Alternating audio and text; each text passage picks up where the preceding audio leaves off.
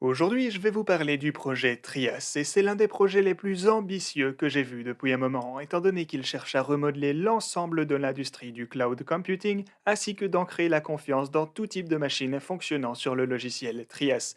Ça pourrait vous sembler un peu technique au début, et Trias est effectivement un projet complexe à comprendre, mais si vous restez tout au long de cette vidéo, je pense vraiment que vous pourrez comprendre à quel point son potentiel est grand. Le projet Trias comprend plusieurs aspects différents et je vous expliquerai comment ils fonctionnent tous dans cette vidéo ainsi que comment le jeton Trias s'intègre lui dans l'écosystème dans son ensemble.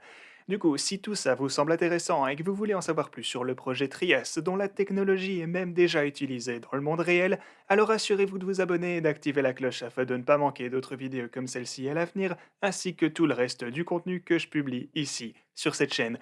Et aussi, bien évidemment, un énorme merci à l'équipe de Trias pour le support qu'elle apporte à cette chaîne en sponsorisant la vidéo que vous voyez aujourd'hui. Ok, ceci étant dit, et pour commencer, pour comprendre pourquoi Trias est nécessaire, vous devez comprendre les problèmes des services de cloud computing centralisés actuels. De plus, au cas où vous ne seriez pas sûr de ce qu'est exactement le cloud computing, il s'agit simplement d'utiliser un réseau distant de serveurs hébergés par d'autres sociétés ou personnes pour faire des choses telles que stocker des données et exécuter des programmes au lieu d'utiliser votre propre serveur local ou même votre ordinateur personnel. L'industrie du cloud computing a connu une croissance massive au cours des dernières années et les leaders actuels sont les services web Amazon, Microsoft Azure et Google Cloud. Bien que ces précurseurs et d'autres aient révolutionné l'industrie et aient fait du cloud computing ce qu'il est aujourd'hui, ils présentent malheureusement toujours des problèmes importants. Premièrement, de plus en plus de vulnérabilités de sécurité sont découvertes avec les fournisseurs de cloud computing centralisés. Deuxièmement, les règles et réglementations entourant le cloud computing affectent la manière dont les données peuvent être stockées, utilisées et conservées par les fournisseurs.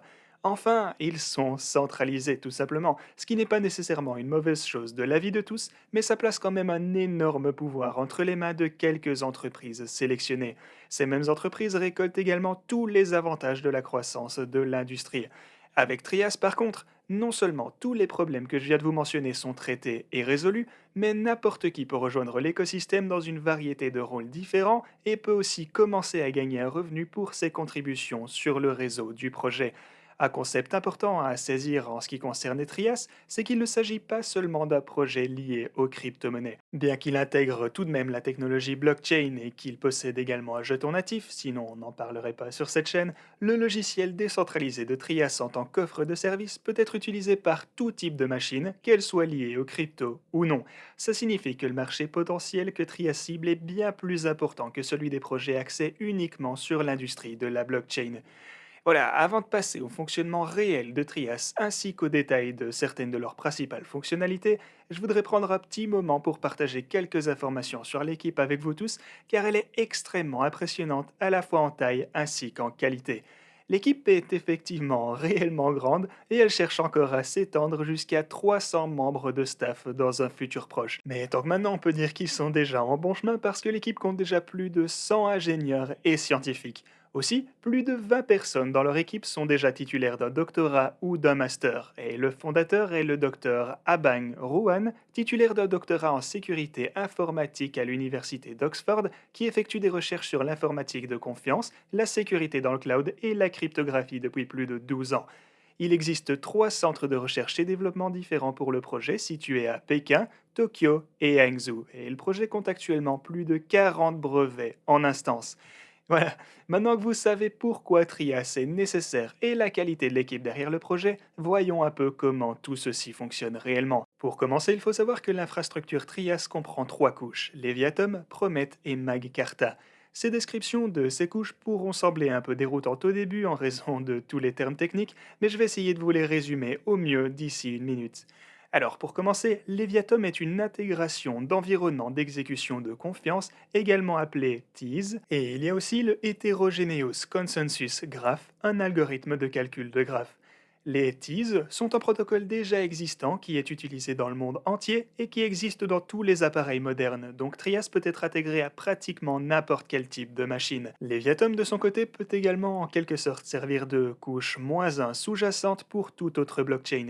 Il s'agit d'un type de technologie révolutionnaire car elle peut être intégrée par toutes les blockchains déjà existantes ainsi que de nouvelles blockchains à venir pour donner confiance dans leur infrastructure de base. Promet, lui, est une combinaison de méthodologies de vérification formelle ainsi que d'opérations de sécurité des développeurs afin de réaliser un développement de logiciels à usage général, traçable et vérifiable.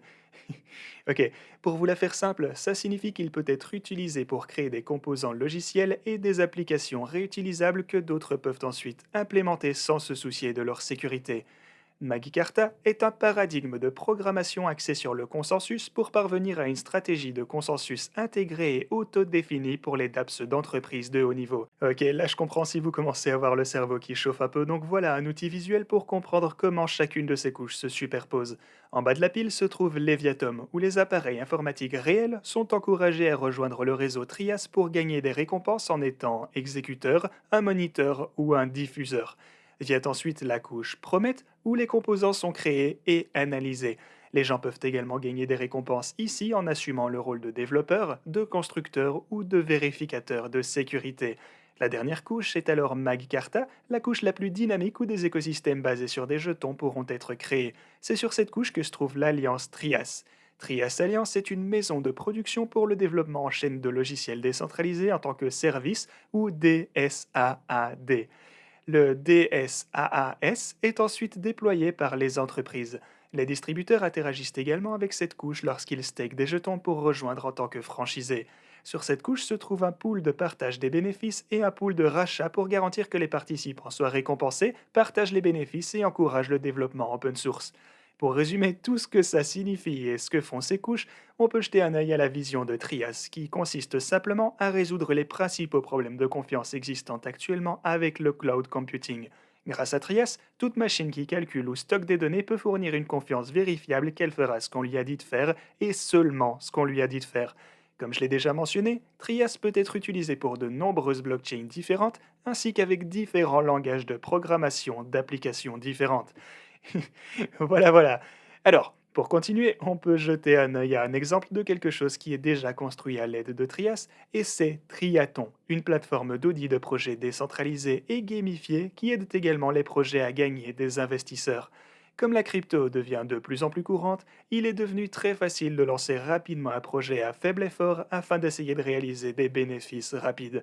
On estime que jusqu'à 90% des projets crypto actuels sont en fait de mauvaise qualité, et c'est pourquoi les projets de qualité supérieure subissent généralement des audits dans le but de prouver qu'ils sont sûrs et bien conçus. Cependant, comme on l'a malheureusement déjà vu à de bien nombreuses reprises, ces audits ne garantissent pas toujours la sécurité étant donné que même des projets audités par des entreprises de premier plan ont déjà été piratés ou exploités par le passé.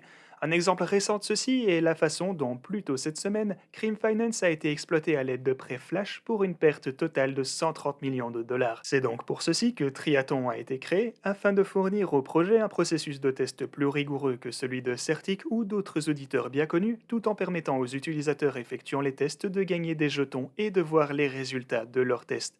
Essentiellement, Triaton comprend une plateforme métaverse où les utilisateurs peuvent assumer différents rôles et ils peuvent tenter de résoudre et de trouver des bugs ou des exploits dans les nouvelles blockchains ainsi que les nouveaux projets en cours de construction sur les blockchains avant leur lancement.